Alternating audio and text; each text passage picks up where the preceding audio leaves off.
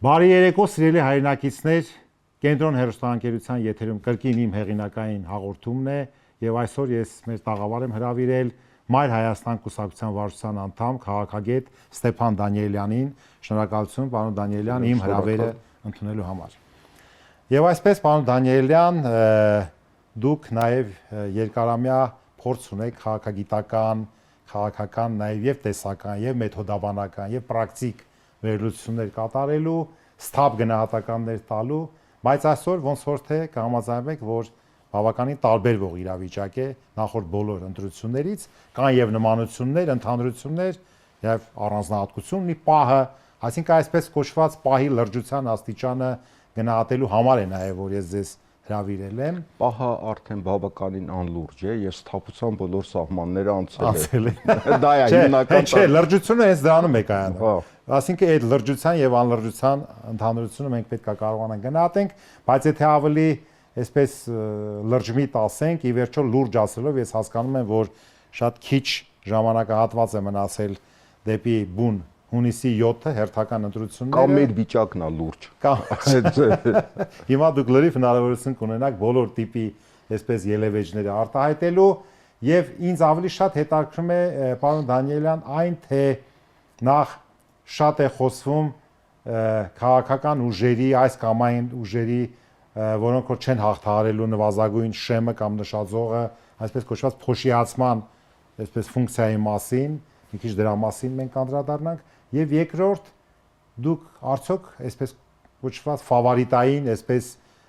միավորներին քաղաքական հավատում եք, թե մեր մոտ այ իշխանությունը հասկանալի է, թե ինչ ֆավորիտներ կան ընդդիմադիր դաշտում։ Ոնց եք դուք տեսնում եւ մենք քննարկենք սա քաղաքական, այսպես կոչված քարտեզի տեսանկյունից։ Քաղաքական ընտրողներն են, որոնք պետք է ընտրեն, կան քաղաքական միավորներ, կուսակցություններ, հայտնի, ոչ հայտնի, ինչա սպասվում մեզ այս առումով, խնդրեմ։ Ես կանխատեսումներ չեմ ուզում անեմ, որովհետև ընդհանրապես կանխատեսումներ անելը շնորհակալ գործ չի։ Առավել եւս, որ մենք հիմա մի աշխարհում ենք գտնվում, որտեղ որևէ բան կանխատեսելը դժվար է, եւ նաեւ այս համաշխարհային process-ները անկանխատեսելի ազդեցություն ունեն Հայաստանի վրա։ Այս պարոն Դանիելյան, կներեք, քանի որ մնացել է շատ կարճ ժամանակ, ընդամենը 2 ամիս միջև առաջադրումներին եւ ընդամենը եւս 2 ամիս միջև ընտրության օրը, գոնե 4 ամսվա կտրվածքով քաղաքական վերլուծաբանները պետք է կարողանան մոտավոր, չեմ ասում exit poll-եր ասեն, բայց մոտավոր գոնե ինչ որ գնահատականներ տան։ Ու ես կարծում եմ, որ հիմնականում կլինեն 2-3 ընդդիմադիր գլխավոր ուժեր եւ մնացածները ցավոք սրտի փոշիացնելու են։ Որոնք են այդ գլխավոր 2-3 ուժերը։ Ես ճիշտն ասած չէի ցանկանա անուններ տալու, բայց իմ տեսակետից դա կլինի բնականաբար մեր ձևով կամ ուժեղ Հայաստանը, հիմա արդեն նույնիսկ դժվարանում ենք անունները ճիշտ ասել, եթե պարոն Ծառուկյանը մասնակցի Բարգավաճ Հայաստանը, ես կարծում եմ մյուս դոմինանտ ուժը իր շուրջը կհամախմբի, բնականաբար երկրորդ նախագահը Քոչարյանը, բայց այնտեղ որքանով ես հասկանում եմ, դա լինելու է Քոչարյան եւ Դաշնակցության դաշինքը։ Իմ տեսակետից մնացածին ինչ որ վերաբերվում է, ես կարծում եմ ցավոք սրտի այդ բոնուսային համակարգից հետո էս նոր սահմանադրության եւ նոր ընտրական օրենսգրքի այդ առաջ այդ երևույթը գոյություն չուներ, այդ փոշիացման խնդիրը կա։ Հիմա եկեք ես միշտ բոլոր հաղորդումներում, այսպես եմ վերջին հաղորդումներում ասում, եկեք նայենք ընտրողի աչքերով կամ մեր քաղաքացիների աչքերով։ Ում ձեր կարծիքով ինչի համար պետքա ձայն տան։ Արդեն մոտենում, արդեն ճիշտ է կա մեծ զանգված չկողմնորոշվածների, բայց եկեք որոշակի առանց ինչ որ տենց տենդենսների, որ ով որտեղ ենք մենք գտնվում, որ դաշտում ենք, մի հատ օբյեկտիվ գնահատական տանք։ Ինչի պետքա ընտրողի իշխանությանը ձայն տա, ինչի պետքա ընտրողը ընդդիմադիր տարբեր ուժերի ձայն տա։ Ինչի համար, ինչ են անում, ինչ են տեսել։ Տեսեք, հետաքրքիր սոցիոլոգիական ուսումնասիրություններ կան եւ նաեւ ֆոկուս խմբային ուսումնասիրություններ կան, որոնք ավելի հետաքրքիր եւ կարեւոր են։ Սակայն այդ կարծիքները ժամանակի ընթացքում փոփոխության են ենթարկվում, բայց դրա համար մենք պայմանական թվեր օգտագործենք։ Պայմանական մի միջուկ ունի գործող իշխանությունը 15%։ Եվ այդ 15%-ը մի քիչ ավելի կշատանա, հատկապես այս վերջի բանից հետո բժշկական ապահովագրության հետ կապված, երբ որ մարդիկ, հատկապես տարիքով մարդիկ կարողանում են այս օգտվել, հա, օգտվեն, ավելի դրական, այո։ Դա նախընտրական, այսպես ասած, կա շարքեր, բայց ինքը լավ բան է, այդ մարդիկ մի րոպե ընդհատեմ, շատ լավ բան ասացիք, ընդհատեցի սրա վրա, բայց չէ որ մյուս կողմից այդ 65+ տարիք ունեցող մարդիկ, որոնք օգտվում են, դրանք նաև թոշակառուներ են, չէ՞։ Այո։ Իսկ եթե թոշակը չի բարձրանում, ընդունենք, այդ սրանք էս համընդհանուր բժշկական ապահովագրություն 1, մի բևեռ եւ ասենք թոշակի չբարձրացում երկրորդ բևեռ։ Հիմա ձեր կարծիքով բոլոր թոշակառուները, ովքեր որ այդ ապահովագրությունից օգտվում են, իշխանությանը ձայն պետք է տան։ Իհարկե ոչ բոլորը, բայց միջև այս օրենքի ընդունումը, այսինքն անցյալ տարվա կտրվածքով, երբ որ նման խոսակցություններ գոյություն չուներ, բոլոր ֆոկուս խմբային ուսումնասիրությունները ցույց են տալի, որ 65+ կամ նույնիսկ 70+ տարիքի մեջ այդ տոկոսային կշիռը գործող իշխանության ձայն տվողների իրանք բավականին շատ էին, անկախ միջև այս բաները, այս որոշման անկախ ամեն ինչից։ Այդ խումբը ինչ որ չափով, այո։ Եվ հաշվի առեք, այդ խումբը ամենաակտիվ ընտրողներն են, ընտրության գնացող խումբն է։ Հիմա ես ասում եմ մոտ 15% մարդիկ կան կամ գուցե հիմա մի քիչ ավելի շատ, որ պատրաստ են գործող իշխանությանը ձայն տալ։ Մոտավորապես այդքան տոկոս ընտրողներ կան, որոնք այս իշխանությանը ատում են, համարում են թշնամիներ։ Այդ առումով որոշակի հավասարակշռություն գոյություն ունի։ Այսինքն դրանք արդեն վաղուց կողմնորոշվածներ են։ Դրանք ցանկացած պլյուս մինուս մի քանի տոկոս։ Ցանկացած դեպքում կողմնորոշված են, այսինքն օրինակի համար եթե նախընտրական քարոզչություն է գալի, այդ խմբերի վրա աշխատել անիմաստ է։ Այս խումբը միշտ ատելու է գործող իշխանությանը, այն խումբը ատելու է նախկիններին, այսպես ասած, եւ գնալու է ձայն է տալու հակառակ ձայն է տալու։ Ամբողջ խնդիրը մոտ 60% մարդիկ են, որոնք բոլորին դեմ են, հա, այսինքն այդ մտածողությունը մոտ 60%, բայց այդ 60%-ը տարբեր սեգմենտներից է բաղկացած, այնպես չէ, որ իրանք բոլորին դեմ են ցանկացած պարագայում։ Մի հատ չափելի կներեք բան անենք, հիմա բերեք այդ 60%-ի վրա կենտրոնանանք, որտեղ ես էլ եմ համաձայն ձեր կարծիքով, եթե արդեն վերջնական եւ վաղուց կողմնորոշված 15-15-ական տոկոսներ կան, նո մի քիչ կարելի է վիճաբանել 15-ա թե ինչքան է, այդ 60 չասենք, գոնե 50% այսպես ասենք, 60-ը իմ կարծիքով շատ է չկողմնորոշված, 50%-ի սեգմենտավորումը անենք, այսինքն խմբավորումը անենք, ըստ ասենք, օրինակ առաջինը ես խնդրեի մենք քննարկենք երիտասարդությանը, որոնք ամենաշատը չեն գնում ընտրության։ Մեր երիտասարդները ձեր կարծիքով, պարոն Դանիելյան, ինչի համար ում պետք է ձայն տան։ Պարոն Մելքումյան,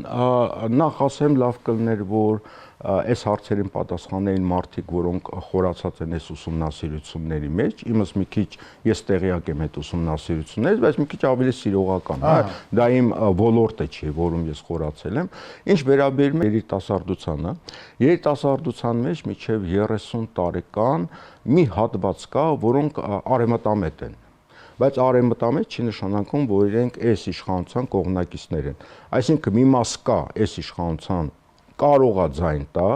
մի մաս կա այս իշխանության դեմ է, բայց իրենց համար նոր ինչ-որ դեմք են փտրում։ Այսինքն այս իշխանությանը դեմ են, բայց իրենք արևմտամետ ինչ-որ կերպար են մանգալի։ Դանիելա, տեսեք, դուք որ ասում եք, այստեղ պետք է ես ոչ թե ասում եմ նրա համար, որ մենք այսպես ասած կանխատեսումային գնահատական, ես ուզում կուզենայի, որպեսզի մենք սենս տանենք, էլի, ասենք ընդունենք թոշակառուի մասին էինք խոսում, թոշակը չի բարձրանում, իր համար պարզ է, մեկ չի, բոլոր թոշակառուները թոշակառու չկա, որ չուզենա, որ իր թոշակը բարձրանա ինչ-որ չափով, բայց միևնույնն է, կա մաս, որոնք բարձրանա թե չբարձրանա, այդ ձեր ասած 15-15-ական տոկոսների պայմանական դաշտում են, չէ՞, գտնվում։ Դե գիտեք ինչ, այդտեղ շատ Հիմա ես ուզում եմ տեսնեմ երիտասարդները, այ ինչ պետք է լիներ, իրանք գոհ են իրենց կրթական համակարգի որակից, նրանց թոշակներից, որ իրանց տալիս, թե դա կապ չունի, արդյոք տեսնում են ապագա, որ կունենան լավ աշխատանք, ընդունենք կրթական հաստատությունը ավարտել։ Ես ուզում եմ սենց թիրախային մենք գնահատենք, թե այ երիտասարդը մեր երկրում ինչ սպասելիքներ ունի, ինչ սպասումներ ունի ապագայի նկատմամբ, եւ արդյոք տեսնում է, թե մեր երկրում դրանք իրականանալի են արդյոք ռեալ թե ոչ։ Ուրեմն շատ հետաքրքիր ու կարևոր հարց տվեցիք, ուրեմն բոլոր ուսումնասիրությունները ցույց են տալի, նաև ֆոկուս խմբային ուսումնասիրությունները, որ հատկապես երիտասարդությունը եւ այն մարդիկ, որոնք ունեն դպրոցական եւ ուսանող, հա, որոնք այդ կրթության հետ կապ ունեն, շատ համեստ թիվ ասեմ 90%-ը ահավոր դժգոհ է կրթական համակարգից, ահավոր դժգոհ է, եւ իրենք նշում են ամենակարևորագույն խնդիրներից մեկը էս երկրում կրթական համակարգի որակն է։ Դա վերաբերում է եւ դպրոցներին, դա վերաբերում է եւ համալսարաններին, այսինքն որակը չափազանց ցածր է, նույնիսկ շատ դեպքերում այդ ուղղակի դիպլոմները, որ ստանում են, դա ուղղակի թուղթ են, այսինքն իրենցից բովանդակային եւ գիտելիքների առումով ոչինչ չեն ներկայացնում, եւ երկրորդ խնդիրը, նույնիսկ այն մարդիկ, որոնք կարողանում են լավ կրթություն ստանալ, նույնիսկ արտասահմանում լավագույն բուհերում, առաջանում է հարց. վերադառնանք Հայաստան, ինչ ենք անելու կամ ովքեր որ վերադարձել են, չգիտեն ինչ են անելու։ Սա երկրորդ խնդիրն է, եւ այդ խնդիրը բնականաբար հասցեաուղղված է իշխանությանը, որովհետեւ իշխանությունը այս որակը գնալով ավելի է գցում կրթական համակարգի, այնպես չի որ իրենց առաջ շատ լավ էր, ամեն ինչ փայլուն էր, բայց գնալով ավելի գահավիժում է տեղի ունենում, եւ մյուս կողմից այնպիսի աշխատատեղեր չեն ստեղծում, որ այդ երիտասարդները, որոնք լավագույն կրթությունն են ստացել, կարողանան վերադառնալ։ Այսինքն մենք ուղեղների արտահոսք ենք կազմակերպում եւ առաջանում է հարց. եթե կրթություն են ստանում մարդիկ, ինչի համար են այդ կրթությունը ստանում։ Այսինքն ինչի համար է այդ կրթությունը երկրի առումով, այսինքն երկրին ինչ է տալիս կրթությունը։ Ուրեմն կրթական համակարգից դժգոհողների, ես նորից եմ կրկնում, համեստ թիվ եմ ասում, 90%, եթե ոչ ավելի։ Շատ բարի։ Հիմա տեսեք, եկեք մի փոքր ավելի բյուրեղացնենք այս քննարկման այսպես առաջին արդյունքները։ Ճիշտ եք ասում, շատ կարևոր այսպես հուզող հարց է։ Ну, հələ դպրոցը པարզ է, դպրոցին այս պահին չեմ ուզում գնահատական տամ, այնտեղ իր բոլոր թերություններով, որը գալիս է վերջի ոչ թե այս մի քանի տարում, այլ վաղուց է գալիս։ Ընդունենք, վերցնենք բարձրագույն ուսումնական կրթական համակարգը։ Ունենք փայլուն ուսանողներ, իսկապես ես գիտեմ, գոնե այն ինչ որ ես գիտեմ, փայլուն շրջանավարտներ կան եւ բակալավրիական եւ մագիստրոսական կրթաձևերում դրանց տոկոսը հաճախ ըստ մասնագիտության այնքան էլ փոքր չի լինում, հարաբերական ասած։ Մի բան ինձ մտահոգում է, որ անկեղծ պետք է ասեմ, որ բարձրագույն կրթական համակարգում համամասնությունը տղաներ, աղջիկներ փոխվել է իօքուտ աղջիկների։ Եթե նախկինում գոնե կես-կես էր, 50-50% խմբում, ասենք 25 հոգանոց կամ 50, այսօր արդեն 70-75% աղջիկներ են եւ 20-25% տղաներ են։ Տեղեր կա 90% աղջիկներ են։ Ну, նայած ինչ մասն է, սա մեկ, ասենք սա մի առանձնահատկություն է, արձանագրենք։ Երկրորդը, ընդունենք սովորեցին 4 տարի բակալավրիատում, կարմիր դիպլոմ ամենաբարձր մոգով աստիճանով ավարտեցին, իսկապես տեսական, մեթոդաբանական գիտելիքներ կա, որոշ նաև պրակտիկ, բայց համարժեք աշխատանք, տեսնում ես, որ պրակտիկ շուկայում, աշխատաշուկայում, զբաղվածության շուկայում ընդունենք կառավարման կամ ընդունենք մեկ այլ մասնագիտությունների գծով չի բավարարում այս գերազանցիկը կարմիր դիպլոմով պրակտիկ գնում են հարցազրույցի, պարզվում է, որ ինքը պետքա պրակտիկ փորձառություն ունի մեկ եւ ինչ որ մի թանկ տրեյնինգ վերապատրաստում պետք է անցնի մի 6 ամիս, 1 տարի նոր համապատասխանի, որտեվ ինչ է նշանակում աշխատանք։ Խնդիրը միայն այն չի, որ դու այդ պաշտոնը զբաղացնես, խնդիրը նաեւ բարձր արտադրողական աշխատանքի մեջ, այսինքն իսկ ինչ է ստանում դու դրա դիմաց։ Այսինքն այդ բարձր մոգով կարմիր դիպլոմը չի ապահովում գոնե միջինից բարձր աշխատավարձ մեր երիտասարդների համար։ Դրա համար իրենք հաճախ թողնելով իրենց մասնագիտությունը, ինչ որ ստացել են, տեղափոխվում են մեկ այլ բանով են զբաղվում, որը, ասինքն դուրս է գալի, որ այդ մասնագիտությունը, չասեմ իզուր, բայց բացարձակ արդյունավետ չի լինում իրենց ապագայի համար։ Դուք բերեցիք աղջիկների եւ տղաների համամասնությունը, դուք քանակական, չէ, համամասնություն բերեցիք։ Բայց ես մի բան եմ նկատել, որ նաեւ որակական առումով ինչ-որ տղամարդկանց դեգրադացիա է Հայաստանում տեղի ունենում։ Եվ որտեղ որ դու տեսնում ես լավ մասնագետ է, պատասխանատու են, էթիկայի կանոններ ունեն, սրտացավ են եւ այլն, Եվ հիմնականում կանայք են, հիմնականում աղջիկներ են, հիմնականում լավ սովորողները աղջիկներ են, եւ ես կարծում եմ, սա բնորոշ է ոչ միայն Հայաստանին, այլ նաեւ աշխարհում էս տենդենսը կա, տղաների դեգրադացիա է տեղի ունենում եւ աղջիկներն են շատ տեղեր արդեն այս երկրների հույսը կանայք են դառնում։ Հետ գանք նորից մեր քաղաքական իրավիճակին, երիտասարդության մասով, կրթական համակարգի մասով մենք խոսեցինք, այո, տեղ երևի ինչ-որ ժամանակային առումով որոշակի էլի փոփոխություններ կատարվեն։ Հիմա եկեք տեսնենք ընտրության չգնալու պատճառը։ Մեր մոտ ասեցինք այդ չկողմնորոշվածները, նախ մենք այսպես գնահատական չտվեցինք, ասենք օրինակ ասում եք 50-60%, չգիտի ում ձայն տա։ Տենց է դուրս գալի 15% պլյուս ինչ որ ուղում, ճշգրտում 50% ռեալ կողմնորոշված չի։ Ինչ է կարծում նախընտրական քարոզարշավները եւ դրան նախորդած էլի ինչ որ աշխատանքներ, այդ թվում կազմակերպչական, անձնական շփումներ, ի վերջո այդ 50%-ի մի մասին, գոնե մի 20-25%-ին չենք կողմնորոշելու, որ ընտրեն այդ ամբողջ տեսականու մեջ քաղաքական թեում իրենք ձայն տան։ Եթե ընտրողների, ըստ ընտրություններին մասնակիցների տոկոսը 50%-ից ավելանա, մի 60% դառնա, գործող իշխանությունը վերարտադրվելու որևէ շանս չունի։ Ուրեմն այն 50%-ը, որոնք չեն ցանկանում, մի մասը կան ընդհանրապես ընտրությունների չի գնում, խոսքը դրա մասի չի, այ չի հետաքրքրում։ Այն մասը, որը քաղաքականապես ակտիվ են, ունեն հայացքներ, ունեն տեսակետներ, բայց ասում են չգիտենք ում ընտրել, հա, եթե նրանց գոնե այդ 50%-ի կամ 50%-ի 20%-ը, հա, գա ընտրությունների, ակնհայտորեն նրանք դեմ են քվեարկելու գործող իշխանությանը, եւ ես կարծում եմ գործող իշխանության հիմնական ստրատեգիան այն է, այնպես անի, որ ընտրություններին քիչ մարդ գա։ Այսինքն, եթե ընտրություններին քիչ մարդ են գալի, ապա իրենց այդ տոկոսը պլյուս ադմինիստրատիվ ռեսուրսները բնականաբար իրենց շանս կտան վերարտադրվելու համար։ Սա է հիմնական խնդիրը, այս հիմնական ինտրիգը այս ընտրություններին, բայց այնուամենայնիվ ես կարծում եմ, որ մոտակա ամիսներին շատ լուրջ աշխարհաքաղաքական process-ներ են տեղի ունենալու եւ աշխարհում, եւ մեր տարածաշրջանում, եւ մարդիկ արդեն չեն կարողանալու լինել անտարբեր։ Իրենք հասկանալու են, որ իրենց ճակատագիրը ընտրում են իրենք, եթե իրենք ընտրությունների չեն գնում, ապա իրենց ճակատագիրը ընտրում են այլ մարդիկ, հա, եւ ես կարծում եմ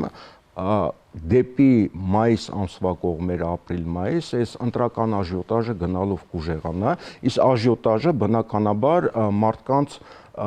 բան է անում,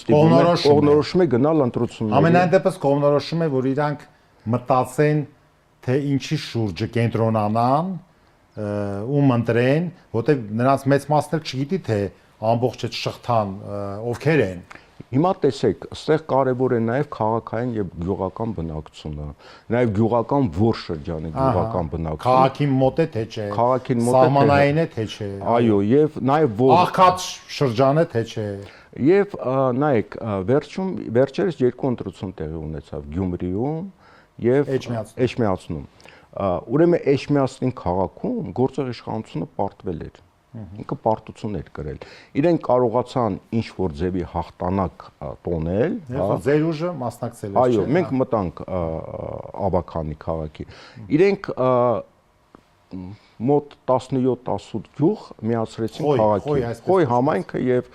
դեռ եւս մի համայնք 2-3 գյուղ։ Այսինքն այդ գյուղերի հաշվին իրենք կարողացան ընտրություններում, հա, քաղաքապետի պաշտոն ստանալ։ Բայց սա արհեստական էր։ Գյումրիում դա տեղի չունեցավ։ Գյումրիում իրենք պարտվեցին եւ ինչն է կարեւոր, այսինքն քաղաքային բնակչության մեջ իրենք պարտություն են կրում։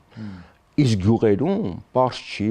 մայիսին կամ հունիսին ինչ տեղի կունենա։ Ինչի համար եմ սա ասում, որովհետև նախ այդ գյուղապետների, քաղաքապետների շատերի վրա քրեական գործեր է բացված։ Եվ այդ քրեական գործերի միջոցով, այսինքն նաև իշխանամետ, հենց իշխանությունը քրեական գործեր բացելով իրենց դարձնում է իշխանական։ Տեսեք, եթե տեղական ընտրություններ են, բնականաբար այդ մարդիկ ենթարկվում են։ որտեղ իրենց վրա քրեական գործեր են։ Բայց երբ որ համապետական ընտրություններ են տեղի ունենում եւ այնտեղ արդեն հարցականի տակ է ով կհաղթի, հա, վիճակը, այսինքն նախընտրական process-ում այդ վիճակը անհասկանալի է։ Այդ մարդիկ, որոնց վրա քրեական գործերով ստիպում են ենթարկացնում են իրենց, ապա բնականաբար այդ մարդիկ ազատագրվելու շանս են ստանում այդ գյուղապետները, որոշակի փոքր քաղաքների քաղաքապետերը եւ այդ պահին հարցական է թե իրենց ինչպես կպահեն, նաեւ ուժային կառույցները իրենց ինչպես կպահեն։ Հետո պարոն Դանյան, այստեղ մի ուրիշ նրբություն էլ կա, եթե ընդունեն Գյումրի կամ Էջմիածնի ընտրությունների ժամանակ միայն այդ ընտրությունները եւ ամբողջ իշխանությունը կենտրոնացած էր իր տարբեր ուժերով, տարբեր ներկայացումներով հենց միայն այդտեղ, ապա համապետական ընտրությունների ժամանակ արդեն ամեն ինչ տեղաբաշխված է եւ կենտրոնացում մի կետի վրա շատ բարդ է, այդքան ռեսուրսեր չկա։ Սա մեկ, ես համաձայն եմ հիմնականում ինչ որ դուք ասում եք, բայց եկեք նաեւ այսպեսի մի բան նայենք, մի քիչ ավելի քաղաքագիտական, մինչ մեր հաղորդման սկիզբը մենք մի քիչ զրուցեցինք դրա շուրջը, տեսեք 90 թվականին երբ եղավ հայոց համազգային շարժման, Ղարաբաղյան շարժման առաջին այս դերոս խորհրդային միության պայմաններում ընտրությունը, եթե չեմ սխալվում 90 թվականի մայիսի 29-ին էր, հետո երկրորդ փուլը եղավ հուլիսին թե ինչ, նոր օգոստոսին արդեն առաջին նիստերը եղան, այն ժամանակ Գերագույն խորհրդի, իդեպ այն ժամանակների սկսած այդտեղ հաղթեցին կոմունիստները, որտեղ կային շրջկոմի քարտուղարներ, շրջխորհրդի նախագահներ եւ միայն ժողովրդի ճնշման տակ մի շարք կոմունիստներ, անուններ չեմ ուզում տամ, որոնք այդպես մի 7-8 հոգի անցան, ասենք հայոց համազգային շարժման կողմը եւ երջանկայի շատակ Վլադիմիր Մովսիսյանը կհիշեք, ուրեմն կարծեմ ընտրության չգիտեմ դրվեց թե չէ եւ ընտրվեց Լևոն Տեր-Պետրոսյանը։ Փաստորեն իրեն խաբեցին, ասեն Գերագույն խորհրդի ղեկավարը կհաշեց վարչապետը իրանցից, երբ որ խաբեցին ինքը հիշում եք իր այդ ձեռի շարժումները։ Այո։ Հիմա եւ այդ պարագայում արդեն սկսած 90, հետո 95 թիվ, 99 թիվ, 2003, 2008 եւ այդ 12, 17 եւ այլն միջև հիմա Հայաստանում ընտրությունների միջոցով, այսինքն ես շատ ենք ասել, այսինքն արկղի մեջ, քվեատուփի մեջ թուղթ գցելով, քվեաթերթիկ, այդ կոնտեքստում, հենց այդ փուլում որևէ իշխանություն չի փոխվել եւ ես համաձայն եմ, որ ամեն ինչ կարող է լինի, բայց ինչի է կարծում որ 35 տարի ոչ մի փոփոխություն չի եղել եւ հիմա կարող է այդ տուփի մեջ թուղթ գցելով մեկ է զարթնենք, տեսնենք իշխանությունը փոխվել է։ Ուրեմն նախ ընտրությունների հետևանքով իշխանությունները փոխվել են։ Օրինակի համար, չէ, դա կարևոր պահ կա, հեսա կշարունակեմ ես միտքը։ 96 թվականին հիշում եք ինչ եղավ, շատ լավ եմ հիշում, ես մասնակցել եկավ ազգային ժողով, մտավ եւ այլն։ Փաստորեն 2 տարի Լևոն Տեր-Պետրոսյանի հարցականներ ինքը որքանով իշխանություն ուներ, այսինքն ռեալ իշխանությունը ուժային կառույցներին էր։ Վազգեն Սարգսյան, Վանո Սիրադեղյան։ Եվ որքանով ես հիշում եմ կամ որքանով պատմում են, ըստ էության Լևոն Տեր-Պետրոսյանը պատրաստ էր երկրորդ փուլ գնալ կամ պարտությունը իրենք չթողեցին։ Հիմա տեսեք, այս գործող վարչապետին ով է լինելու, որ չի թողելու։ Իր կողքը ովքեր են կանգնած։ Իր կողքը կանգնած համակարգ, փորձալու համակարգ, ուժային կառույցներ, որոնք ինչ-որ գաղափար են կրում, հա, ոնց որ Վազգեն Սարգսյանը կամ ուժեղ դեմքեր, ոնց որ Վանո Սիրադեղյանը, այդ մարդիկ գոյություն չունեն։ Բացահայտումները նաև այդ թվում քաղաքական գործիչների պատասխանատվություն վերցնողների այսպես բացահայտվում են դրանք, ի հայտ են գալիս այդպիսի ռիսկային իրավիճակներից հետո միայն, այսինքն մենք հետո կիմանանք։ Ուրեմն տեսեք, ընտրություններ կեղծելը կամ իշխանությունը այդ ոչ ընտրական եղանակով պահելը ինքը շատ բարդ աշխատանք է եւ այնտեղ մեծ քանակությամբ հազարավոր մարդիկ են մասնակցում իշխանական, հա, տարբեր օղակների, որոնց պետք է մոբիլիզացնել։ Իրենց կարող է մոբիլիզացնել նման անձինք, որոնք ունեն խարիզմա, որոնք ունեն ուժեղ մարդու համբավ եւ որոնք վրա կարելի է հույս դնել, որ իրենց պատասխանատվությունից զերծ կպահեն եւ իրենք հաղթող անձեր են, այսինքն խարիզմատիկ դեմքեր են։ Հաշվի առեք, որ եղել էր պատերազմ, հաղթական պատերազմում կար, ասենք, մի կերպար, որը ասենք այդ պատերազմը Իրան են վերագրում հաղթանակ, դա Վազգեն Սարգսյանն էր, որը ձեռը խփում էր սեղանին, ասում էր 100%-ով էլ գակ ընտրեք, ասենք, Վազգեն Մանուկյանին, իշխանությունը չի փոխվելու։ Ով տանկերը մտնում են քաղաք։ Ինքը իր վրա պատասխանատվություն էր վերցնում, ինքը վաբանկ էր գնում։ Եվ դեռ կար հաղթանակած ՀՀՇ եւ իր այդ կերպարը, հա, ոստիկանապետ, որը հիշում եք 90-ական թվականներին Հայաստանում ինչ վիճակ էր, հանցագործություններ, գողություններ, եւ ասենք ես ամեն ինչ լավ հիշում եմ։ Չէ, բայց մեր դիտողները չգիտեն։ Եվ եկավ մի անձ, Վանո Սիրադեղյանը, որ ինչ որ ձևի կարգ ու կանոն հաստատեց։ Ինչ եղանակներով մի կողմ դնենք, բայց կարողացավ վերահսկելի իրավիճակ ստեղծել։ Հիմա դրանք քարիզմատիկ անձնավորություններ են, եւ իրենք երբ որ առաջից գնում են, այն հազարավոր մարդիկ, որոնք այդ համակարգը մոբիլիզացնում են, աշխատանք անում, ովքեր են այդ մարդիկ։ Շատ բարի։ Հիմա ես էլ կարող եմ մասամ չհամաձայնվեմ, կարող է նաեւ այն դիպվածը կամ նախադեպը չմերժենք, որ X իրավիճակում ռիսկային կամ ճգնաժամային կարող են մարդիկ լինեն, որոնք կվերցնեն պատասխանատվություն։ Ուրիշ բան, որ դուք չէ, ուրիշ բան, որ դուք ասեք, որ մի հատ բրիտանացի կամ ամերիկացի գեներալ կհայտնվի ձեռնարկղի սեղանին, այդ ուրիշ բան։ Չէ, Աստված մի արասեց, սի բան չի կարող լինել։ Տեսեք, հիմա եկեք գանք մեր օրեր, մենք ուղղակի քննարկում ենք այն սցենարները, որոնք եղել են, բայց քանի որ այսօրվա Հայաստանը եւ այսօրվա իրավիճակը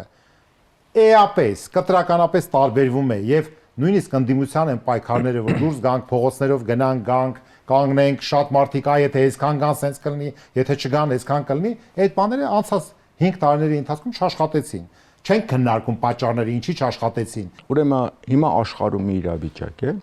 որ ցանկացած երկրում երբ որ ընտրություններ են տեղի ունենում, կախված այս ուժը կհաղթի, թե այն ուժը կհաղթի, աշխարհաքաղաքական փոփոխություններ է տեղի ունենում։ Օրինակ, Գերմանիայում եթե հաղթի այլընտրանք Գերմանիայի համար, ապա Եվրոպայում ուրիշ իրավիճակ կստեղծի, հարցը Եվրոմիություն կլինի կամ եթե լինի ինչպիսին կլինի։ Նույնը Միացյալ Նահանգներում ով կընտրի, հա, կախված է աշխարհաքաղաքական։ Նույնիսկ Եվրոպայի համար թե ով կլինի, ասենք որ Տրամպն է ընտրվել, դա էլ է բախտորոշ հիմա Եվրոպայի համար։ Կամ Թուրքիայում վերջին ընտրությունները Էրդողանի եւ իր հակառակորդ աշխարհաքաղաքական ընտրություններ։ Վրաստանը վերցնենք, Վրաստանում այս իշխանություն ընդդիմության պայքարը աշխարհաքաղաքական պայքար եւ աշխարհաքաղաքական ուժերը մասնակցում են դրան, ճիշտ է։ Հայաստանի ընտրությունները նույնպես ունեն աշխարհաքաղաքական կոնտեքստ։ Հիմա գալիս եմ ինչով է տարբերվում անցած տարիներից։ Անցած տարիներին, օրինակ 21 թվականին եւ նաեւ գուցե 18 թվականին, ուրեմն գոյություն ուներ, ես կարծում եմ, աշխարհաքաղաքական համաձայնություն, որ Հայաստանի իշխանությունը փոխվի եւ 21 թվականին չփոխվի իշխանությունը։ Այդ ձևի, հա։ Հա, այսինքն նման համաձայնություն կար, եթե հիմա երևի ժամանակ չկա, շատ խորանանք ինչի համար, որովհետեւ այդ դրսի ուժերին պետք էր, որ այստեղ լինի վերահսկելի իրավիճակ, որովհետեւ Ուկրաինայում պատերազմ է եւ այլն, Թուրքիան պետք է ինչ-որ եւ այլն։ Հիմա տեսեք, այս իրավիճակում փոքր երկրներում շատ կարևոր է աշխարհաքաղաքական իրավիճակը։ Ես կարծում եմ, որ Միացյալ Նահանգները եւ Ռուսաստանը աշխարհի տարբեր մասերում գնում են համագործակցության, այսինքն ազդեցության գոտիների բաժանում եւ ինչ որ գոտիներում համագործակցություն։ Հա, այսինքն մենք ստեղ իրար հետ աշխատում ենք։ Եթե ինչ որ գոտում իրենք գնում են համագործակցություն, ապա այդ տեղի իշխանությունը պետք է համապատասխանի այդ համագործակցության ոգուն, հա։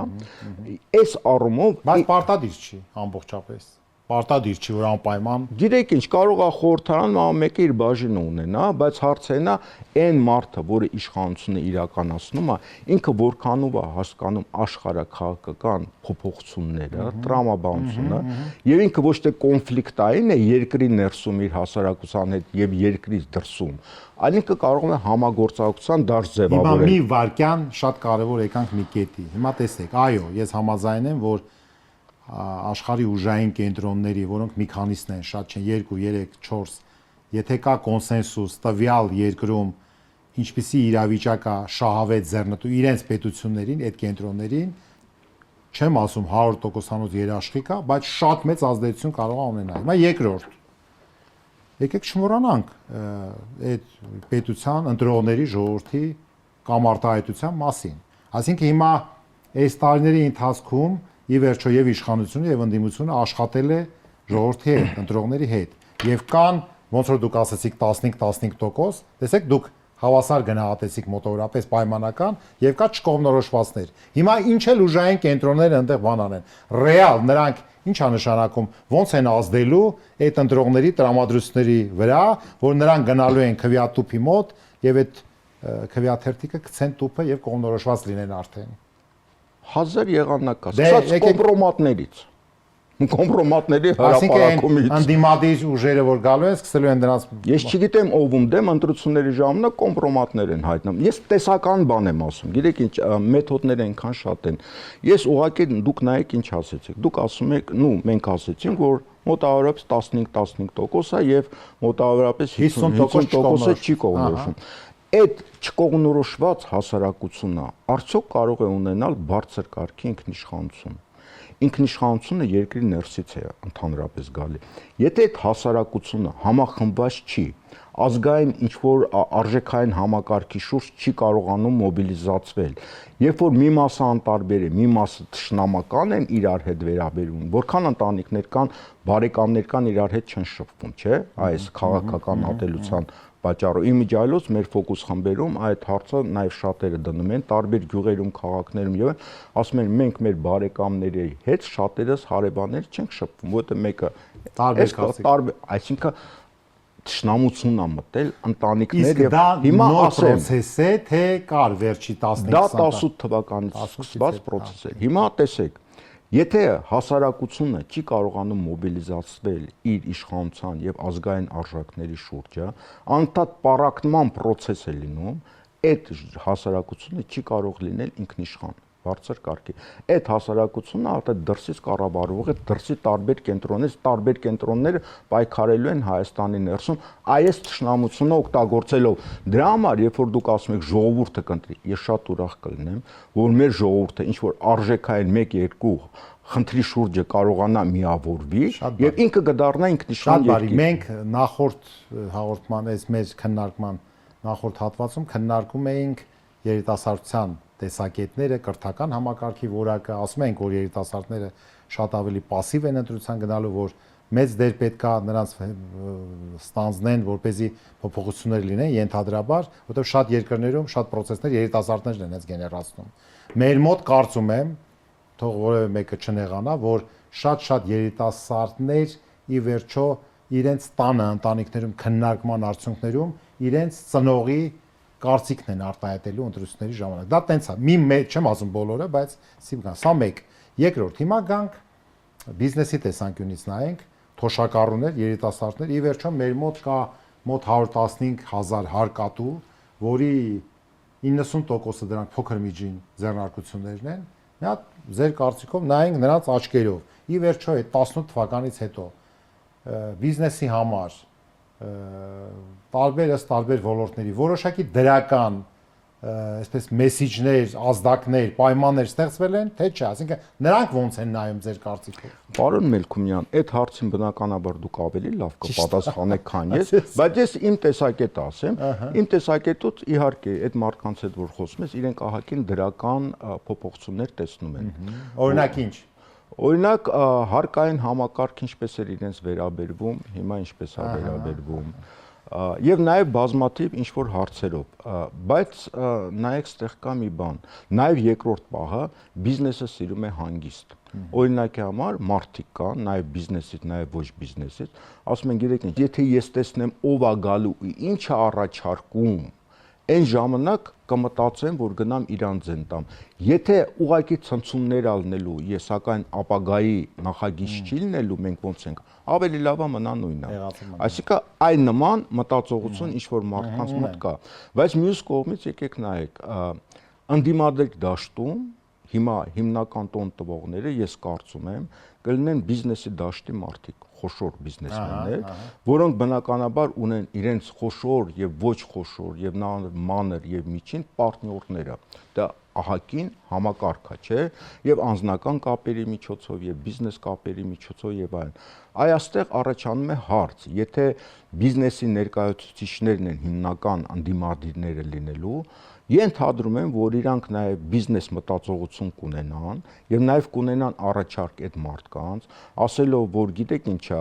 մենք ձեզ առաջարկ ունենք նաև ձեզ համար ցանկալի առաջարկ ունեն եւ այդ առաջարկները շատ հստակ կշարադեն մասնավորապես մեր ձևովը Շատ շարադրում։ բար, ես հենց դա էի ասում։ Նախկինում միայն մեր ձևովը չի ասել, նաև ասել են տարբեր Չէ, ես այս վերջի օրինակը վերջի օրինակը։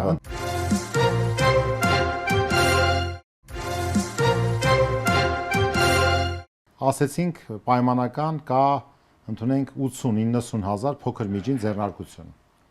Եվ ընդունենք ասում ենք, որ շրջանառության հարկը զրոյացնում ենք 0%։ Ինչ եք կարծում դրա ես չեմ ասում, ես չեմ ուզում քննարկեմ այդպես ճիշտ է թե ճիշտ չի, դա չեմ քննարկում, կա մասնագիտական բան, տնտեսագիտական հայացքով, կա ավելի այսպես ժողովրդահաճո մոտեցում,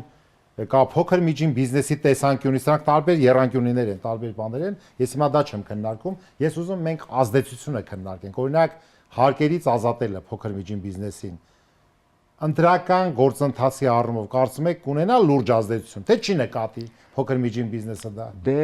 քանի որ մենք նաև պատմական օրինակների վրա անցանք, նկատի ունեմ 30 տարվա մեր պատմության, մենք ունենք օրինաց երկրի ֆենոմենը։ Օրինաց երկիրը հիշում եք ինքը աշխատում էին հիմնականում մանր եւ միջին բիզնեսի հետ, իրենց օրենքներ են առաջ բերում, հայն բարձեցված հարկ եւ այլն, եւ իրենք ձայներ են ստանում, մտնում են խորհրդային խնայբանկի ավանդներ եւ այսինքն փորձը ցույց է տալի, որ դա աշխատում է այդ մարդկանց վրա։ Եթե այն ժամանակ աշխատել է տարիների ընթացքում, ինչի հիմա չի աշխատի։ Այսինքն կարծում եք այդ փոքր միջին բիզնեսի ներկայացուցիչները տենց բանով խանդավառությամբ կընդունեն, որ դա Դե գիտեք ինչա, այդ մարդիկ ապրում են բիզնեսով, իրենք ամեն օրվա աշխատանքով են ապրում, իրենք ամեն մի գործարք անելուց հաշվում են, այսքան ներդրեցի, այսքան ինչ-որ տոկոս տվեցի, այսքան հարկ տվեցի, մնաց այսքան, չէ՞։ Ամեն օր ուղեղի մեջ այդ հաշվարկը գնում է, չէ՞։ Տարբեր փորձեր հաշվի առնելով կարող է այնպես լինի, որ հետո երբ որ իշխանություն ձևավորվի, ոնց որ եղավ այս պարագայում Թամը չասեմ խապել, բայց մի քիչ մոդիֆիկացնեն դա եւ պարզի որ դա առանձնապես էլ հարկերից ազատում չէր, այլ բան էր։ Դե ձեր հարցը ռետորական է, ինձնից պատասխան չեք սպասում։ Գիտեմ։ Չէ, քանի որ փորձի հիման վրա ենք, դու նախորդ փորձեր ասեցիք։ Դե իրանք նախորդ փորձում ահագին բաներ արեցին։ Օրինակ երկիրը արեց, չէ, հիշում եք, կոնկրետ բարձեցված հարկը եւ այլն, հա։ Հիմա գիտեք ինչ, հիմա նայելով այսպես հետահայաց նաև ընդհանուր բիզնես միջավայրի կամ ներդրումային միջավայրի այսպես իրավիճակին, որովհետև միևնույն է, ինչ էլ ասենք, չասենք, բիզնեսի ոլորտում է, որ ստեղծվում են աշխատատեղեր, եւ այդ աշխատատեղերում աշխատավարձի մակարդակը եւ կարեւոր չի հիմա մենք քաղաքագիտական վերլուծություն ենք անում, ես տնտեսագետ եմ։ Դուք ինձ անդադ ձեր ոլորտն եք Դուք քաղաքագետ եք, չէ, դա նորմալ է։ Ես օրինակ անկե հիմա եկեք մի քիչ ավելի անկեղծ ասեմ։ Ես չեմ ընդունում, որ ասում են, այսինչը տնտեսագետ գործիչ է, մեկը քաղաքագետ,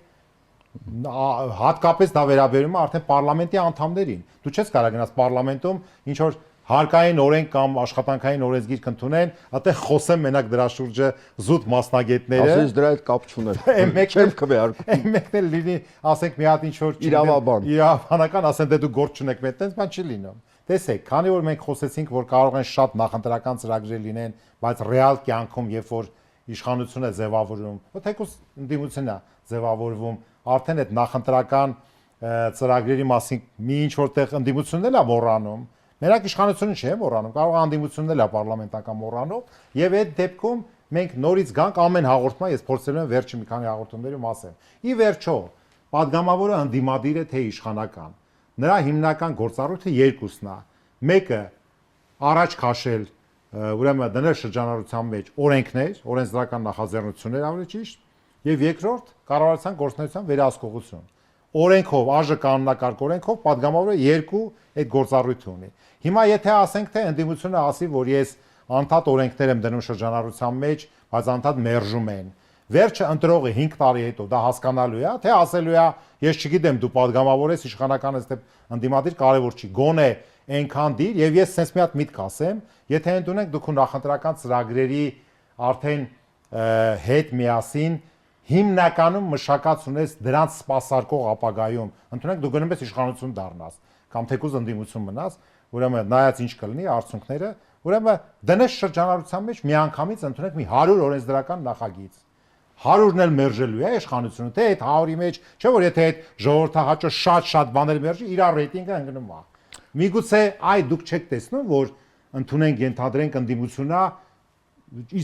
սա խնդիրը այն չի, խնդիրը այնա, որ ստիպված պարլամենտում կառավարությունում այդ բոլորը քննարկելու են եւ այդ քննարկումները հասու է առնելու լայն զանգվածներին։ Ինչ կարծիք ունեք։ Տեսեք, մենք հիմա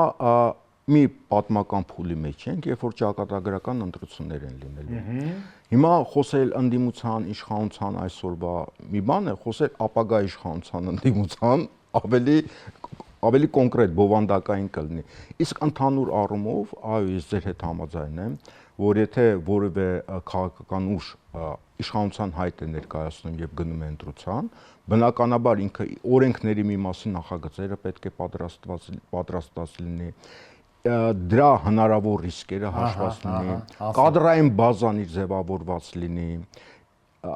դա որոշ մարդկանց վրա ազդեցություն կունենա, բայց ընտրողների մեծամասնությունը այդ ծրագրերը եւ աները չի կարդում, ցավոք սրտի։ Իրենք նայում են մի քանի կարգախոս, այսինքն ասենք այս հարկերը կիչացնեմ, պատերազմ կլինի, պատերազմ չի լինի, սրա հետ ընկերություն կանեն աշխարհակահական, մյուսի հետ ընկերություն չեմ անի, այսինքն sense պարզ մոտեցումներ են բանանում։ Բայց նայեք, շատ լուրջ հարցեր կան, օրինակի համար Հայաստանի գյուղմթերքները որտեղ են տանելու, հա, ենթադրենք փոփոխություն ալնելու։ Մարդիկ որտեղ են գնալու աշխատեն եւ ինչ որ գումար ուղարկեն, որտեղից են ստանում հիմնական իրենց բաները, հա, կյանքի համար անհրաժեշտ հացահատիկ, վառելիք եւ այլն, հա, եւ ումից ստանալով արդյոք ում ազդեցության տակ է ընկնում եւ դիմացը քո առաջ ինչ են դնում, հա։ Հիմա ըստ էության Հայաստանը մտնում է թուրքական աշխարհի մաս, չէ, եւ մենք դառնում ենք թուրքական աշխարհի ինչ որ մի մաս, որը այդ տրամաբանության մեջ Հայաստանի գոյությունը իմաստ չունի, ուղղակի իմաստ չունի։ Հիմա մենք այնպիսի ճակատագրական իրավիճակում ենք, որ սենց տիպի հարցեր են մեր առաջ կանգնել։ Հիմա կան մարդկանց մի զանգված, որը դա չի պատկերացնում, իր համար կարևոր է թոշակը կբարձրացնեն, չեն բարձրացնի եւ այն հասկանալի է։ Կան մարդկանց մի զանգված, որոնք ասենք նման կատեգորիաներում փորձում մտածել, արդյոք ես 5 տարի հետո այս երկրում կարողանալու եմ ապրեմ, թե չեմ կարողանալու ապրեմ։ Մենք ճակատագրական խնդիրների առաջ ենք կանգնած։ Տեսեք, ցավոք սրտի, պարոն Դանիել, համաձայնվելով հիմնական մտայնության հետ մի որոշ հատված նայելի մեր հասարակության մտածում ձեր տիպի մարդկանց մի մեծ մաս կա, որ ինքը հետարկում է կոնկրետ կեցության, կոնկրետ այսպես չասեմ միայն նյութական, ընդհանուր առմամբ իր բավարարությունը տվյալ Ես այդ մարդկանց չեմ մեղադրում, կներեք, որովհետև երբ որ այս վերջերը ինչ որ գյուղեր, փոքր քաղաքներ ես որ շրջում եմ, մարդիկ սարսափելի վիճակում են ապրում, եւ իրենք ամեն օր առավոտ արթնանալուց մարդիկ կան, ասենք այս շրջաններում, փոքր քաղաքներում տներն են գրավ դրել, վարկի տակ են ընկել, բարձով են ապրում, 2.5 միլիոն վարկառու ունեն։ Երեխաներին պետքա դպրոց ուղարկեն, չգիտեն, առավոտ է կերակրել են։ Հիմա եկեք, այսինքն այդ մարդիկ օբյեկտիվ են։ Դրանք գիտեք ինչքան են։ Այս ամեն ինչը հասկանալով 600-700 հազար մարդ են։ Այդ մարդիկ, գիտեք ինչ է, այդ մարդիկ հայրն ասել մարդիկ են մեծ մասը, իրենք մտածում են անվտանգային խնդիրների մասին, բայց առավոտվանից իրենց ուղղակը առաջնային այս խնդիրների առաջ է։ Եվ վերջապես սպասվում է հիմա փետրվար ամիսն է, ուրեմն Ամերիկայի Միացյալ Նահանգների փոխնախագահի Վենսի այցը Հայաստան եւ Երևան եւ Բաքու, նաեւ մայիսի 4-ին, մայիսի 4-ը ուրեմն հայտարարված է ոչ աշխատանքային օր, ըստ երևույթին են պատճառով, որ եվրոպական քաղաքական համայնքն է այստեղ համաժողով անելու։ Ես կուզենայի, որ մենք այդ ձեր ասած ուժային կենտրոնների կոնտեքստը հաշվի առնելով ինչ որ մենք քննարկեցինք, այդ միջոցառումը մայիսի եւ այդ փոխնախագահի այցը ինչ այսպես ելևէջներ կարող է ունենալ ձեր կարծիքով։ Ինչի միայն այդ կարող է Թուրքիան ինչ որ անցակետներ բացի, ինչ որ մի անցակետ բացի, կարող է Ադրբեջանից մի քանի գերիներ էլ նույնպես բաց թողնեն, կարող է գնացքները ավելի շատ գա, սկսեն աշխատել Իջևանից եկող, հա, ասենք դրա վրա, եւ բոլորս հասկանում են, որ սա նախընտրական նվերներ են գործող իշխանությանը։ Հիմա բնականաբար դրա դեմ խոսելը անիմաստ է, հա, այսինքն վատ բան չեն անում, հա, որ մենք ասենք, իհարկե դա կարեւոր է, սակայն այլ հարց է, թե ապագայում ինչ զիջումներ են գնալու այդ ամեն ինչի դիմաց, որովհետև այն իրական զիջումները Հայաստանի ինքնիշխանության եւ ապագայի գոյության լինելու են ընտրություններից հետո, եթե այս իշխանությունը վերարտադրվի, որովհետև տեսեք Թրիպի նախագծում եւ այն ինչ-որ թղթեր են, որտեղ գրված է, որ որևէ իրավական ուժ չունի, որևէ պատասխանատվություն Միացյալ Նահանգները իրենց վրա չեն վերցնում եւ այլն եւ այլն։ Այ իրական փաստաթղթերի մասին մենք կիմանանք հետագայում։ Հիմա հարցը հետեւյալն է. գործող ընդդիմությունը իհարկե պետք է ցույց տա, որ իրենք ռևանշիստ չեն, հասկանում են աշխարհակաղակական իրավիճակը, պատերազմի չեն գնալու եւ չեն կարող գնալ։ Բնականաբար բանակցել են եւ Ադրբեջանի հետ, եւ Թուրքիայի հետ, եւ Միացյալ Նահանգների, եւ Եվրոմիության հետ, եւ Ռուսաստանի հետ, հա, համադրելու են Հայաստանի շահերը եւ բնականաբար այս բոլոր խնդիրներին դեմ չեն իրանք, բայց իրենք ընդհանրապես մի բան են անելու, ստուգելու են ինչ գաղտնի պայմանավորվածություններ են եղել եւ փորձելու են ինչ որ ձևի դրանք մեր շահերից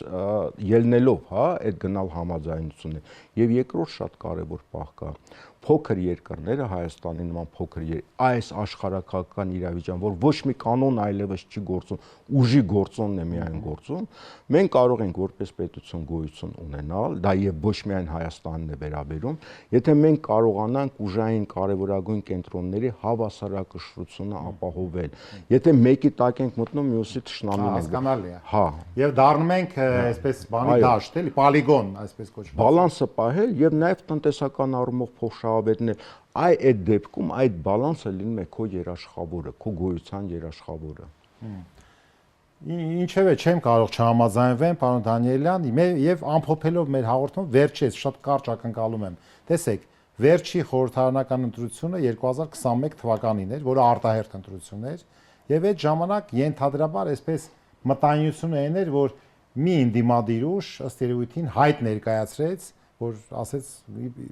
մտայնությունն եմ ասում, չեմ ասում իրականությունը, որ կարող է հաղթի, որը տեղի չունեցավ։ Հիմա այս փուլում դեռևս